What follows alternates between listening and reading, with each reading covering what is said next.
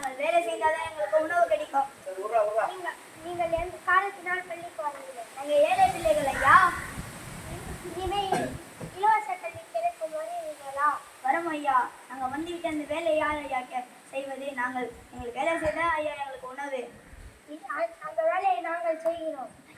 இனிமேல் வருகிறோம் ஐயா. அமைச்சரே, இனிமேல் ஒவ்வொரு ஊருக்கும் இலவச கல்வியை கட்டிக் கொடுக்க வேண்டும்.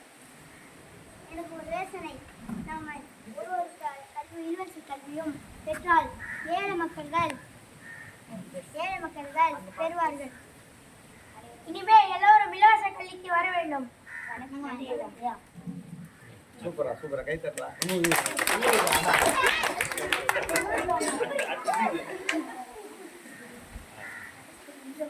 ஆர்பிஏ சந்தோஷ்.